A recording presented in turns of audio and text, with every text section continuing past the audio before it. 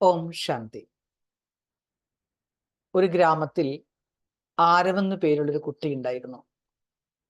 അവൻ പഠനത്തിൽ വളരെ സമർത്ഥനായിരുന്നു. പക്ഷേ ഇടയ്ക്കിടയ്ക്ക് അവന് ആത്മവിശ്വാസം നഷ്ടപ്പെടും. അവന് പലപ്പോഴും പല കാര്യങ്ങളിലും സംശയമാണ്. കഴിവുണ്ട്, എന്നാൽ സംശയമുണ്ട്. എന്തെങ്കിലുമൊക്കെ ഒരു അസഫലത, ഒരു പരാജയം വന്നാൽ അതവന് ഭയങ്കര ബുദ്ധിമുട്ടാണ്. അത് വരുമ്പോൾ എന്ത് സംഭവിക്കും?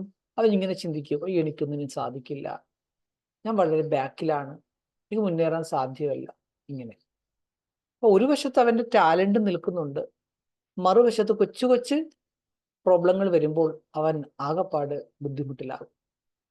ഒരു പ്രാവശ്യം അവൻ്റെ ഗുരുജിയോട് ചോദിച്ചു, എന്തുകൊണ്ടാണ് എനിക്ക് ഇടയ്ക്കിടയ്ക്ക് പരാജയങ്ങളൊക്കെ ഉണ്ടാകുന്നത്?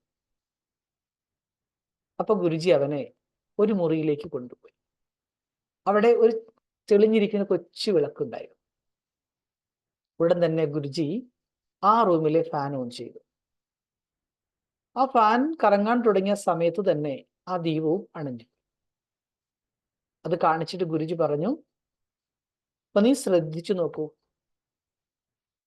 ഈ വിളക്കിന്റെ പ്രകൃതി എന്താ, സ്വഭാവം എന്താ, അതിനെക്കുറിച്ച് മനനം ചെയ്യും. അപ്പോൾ ആരവ് ശ്രദ്ധിച്ചുകൊണ്ട് പറഞ്ഞു, ഈ വിളക്ക് വളരെ ചെറുതായിരുന്നു, തിരുനാളം ദീപം ചെറുതായിരുന്നു. അപ്പോൾ ഒരു ചെറിയ കാറ്റ് വന്നപ്പോൾ തന്നെ ആ വിളക്ക് അണഞ്ഞുപോയി. അതാണ് ഞാനിവിടെ കണ്ടത്. ഇത് പറഞ്ഞുകൊണ്ട് ഗുരുജി വീണ്ടും ആ വിളക്ക് തെളിച്ചു. അല്പം കൂടെ അതിനകത്തേക്ക് എണ്ണ പകർന്നു, തിരിയൊന്ന് നീട്ടിവെച്ചു. എന്നിട്ട് അതിന് ചുറ്റും ഒരു കണ്ണാടി ഗ്ലാസ് ഗ്ലാസ് കൊണ്ടുള്ളൊരു കൂട് വെച്ച ശേഷം അദ്ദേഹം നല്ല സ്പീഡിൽ ഫാൻ ഇട്ടു. ഗുരു ചോദിച്ചു, ഇപ്പോഴും സംഭവിച്ചു? ഒന്നും സംഭവിച്ചില്ല.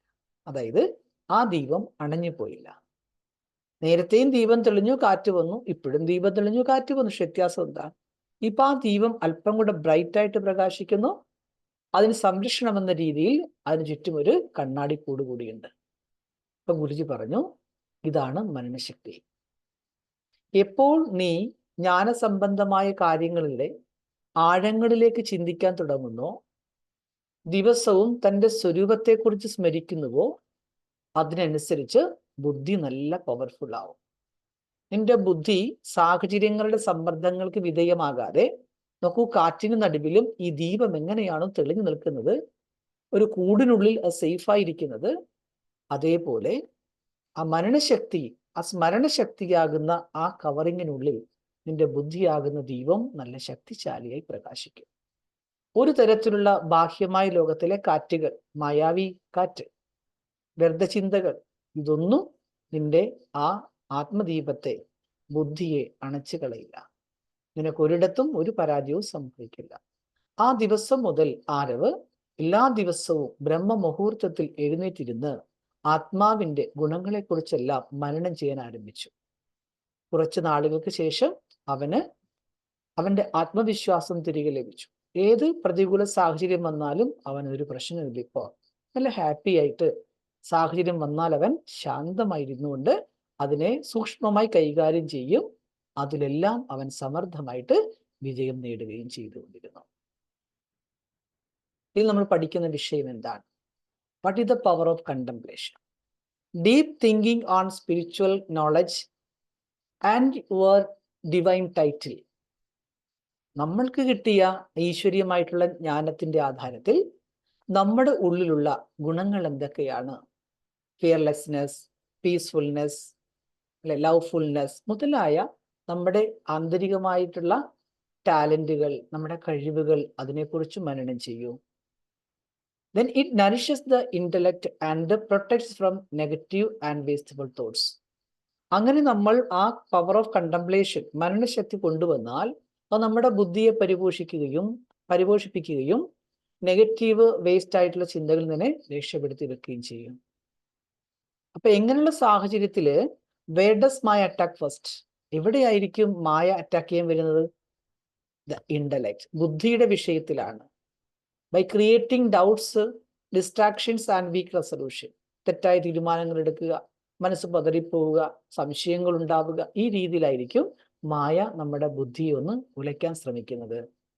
So how to protect yourself? അങ്ങനെ ഒരു സാഹചര്യം വരുമ്പോൾ നമ്മളെ രക്ഷപ്പെടണം.